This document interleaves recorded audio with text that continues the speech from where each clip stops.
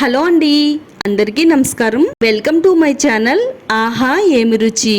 ఒక మంచి tasty and spicy రొయ్యల దమ్ బిర్యానీని చేసి చూపిస్తానండి.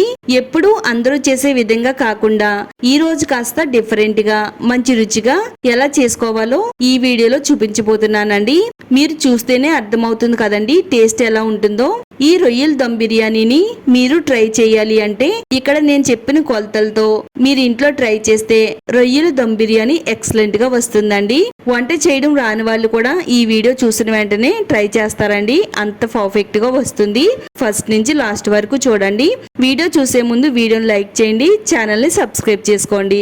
ఇక మనం లేట్ చేయకుండా సింపుల్ గా టేస్టీగా రొయ్యల దమ్ బిర్యానీని ఎలా తయారు చేసుకోవాలో ఈ వీడియోలో చూద్దాము.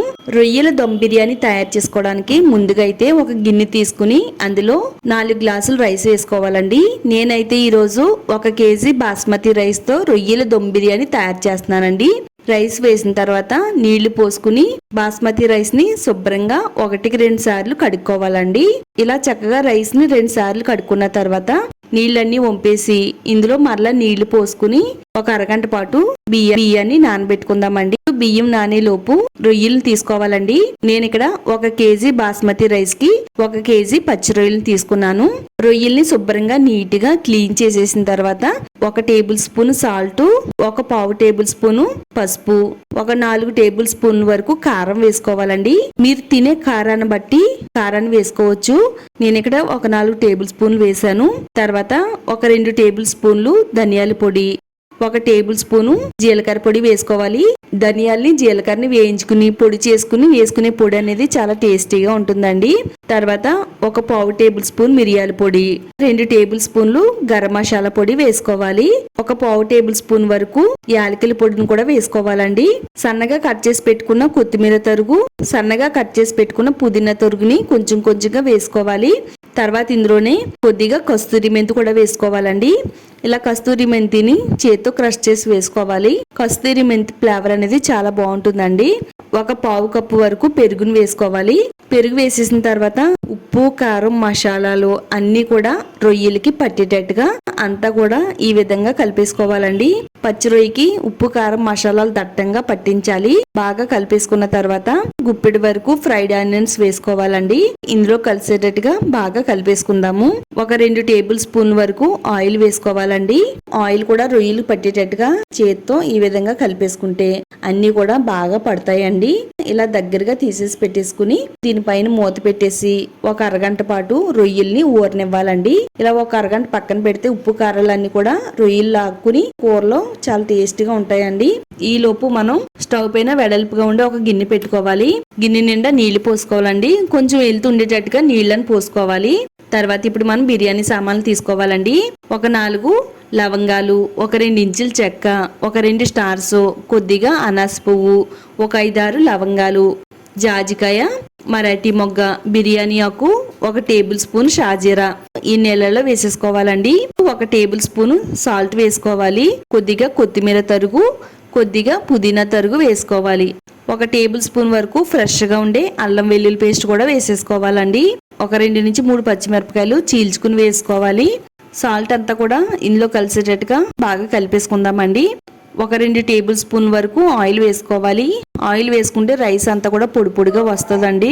1 బద్ద నిమ్మరసాన్ని కూడా పిండుకుంటే చక్కగా రైస్ అంతా కూడా తెల్లగా ముచ్చేలా వస్తుందండి. 1 బద్ద నిమ్మరసాన్ని ఇందులో పిండేసి నిమ్మ చెక్కను కూడా ఇందులో వేసేసుకుందామండి. ఈ గిన్నెని వేరే పొయ్యి మీద పెట్టుకుని ఈ వాటర్ ని మరగనిద్దాము.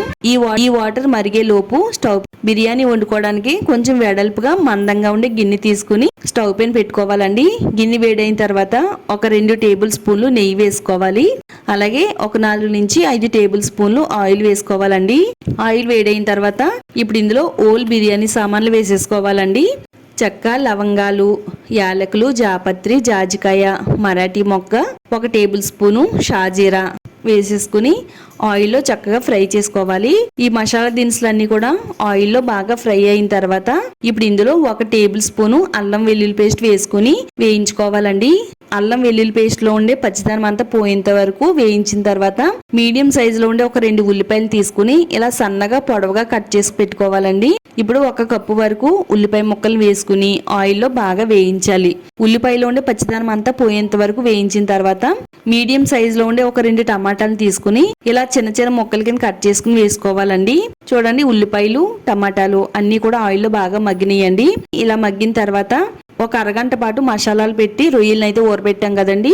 ఇప్పుడు ఇలా ఊరబెట్టిన రొయ్యల్ని ఆయిల్లో వేసుకుని ఇందులో కలిసేటట్టుగా అంతా కూడా బాగా కలిపేసుకోవాలి.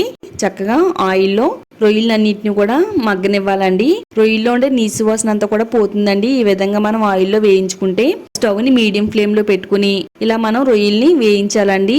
చూడండి, ఆయిల్ అనేది సెపరేట్ అయ్యేంత వరకు ఈ విధంగా వేయించుకోవాలి. మనం ఆల్రెడీ పక్కనైతే వాటర్ మరిగిస్తున్నాం కదా, ఆ మరిగిన నీళ్ళని ఒక 1/2 గ్లాస్ వరకు వేసుకోవాలండి.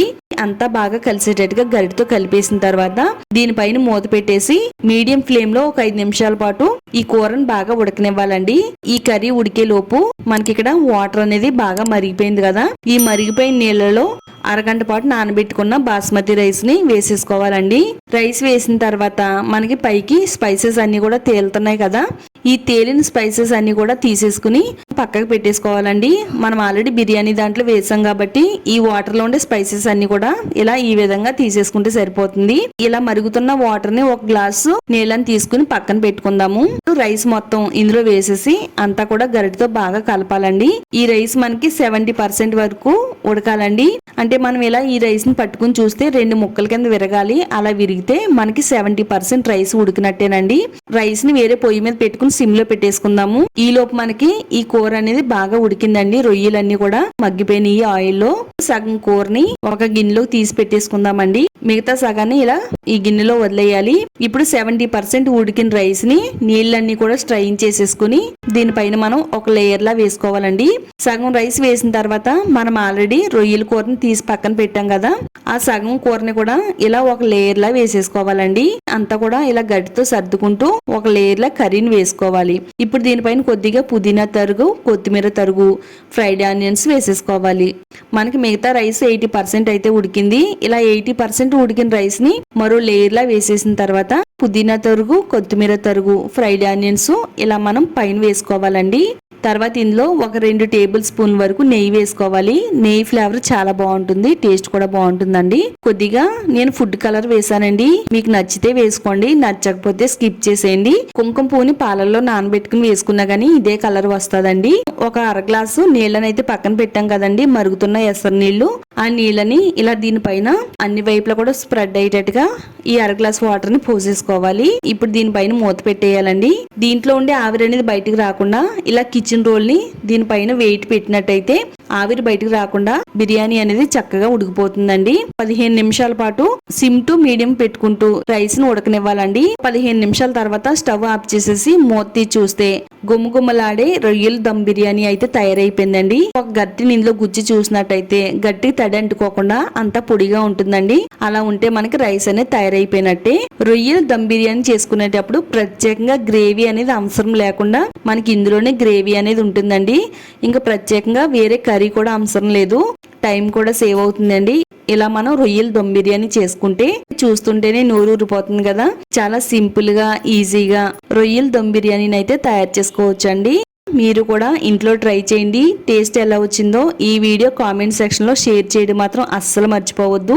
ఈ వీడియో చూసిన తర్వాత వంట రాని వాళ్ళు కూడా ఈ రొయ్యల దమ్ బిర్యానీని చాలా ఈజీగా చేసేస్తారండి. అంత ఈజీ అండి ప్రాసెస్ అనేది. ఈ వీడియో మీ అందరికీ చాలా హెల్ప్ అయిందని అనుకుంటున్నానండి. వీడియో నచ్చితే లైక్ చేయండి. మరిన్ని టేస్టీ వంటకాల కోసం ఛానల్ ని సబ్స్క్రైబ్ చేసుకోండి.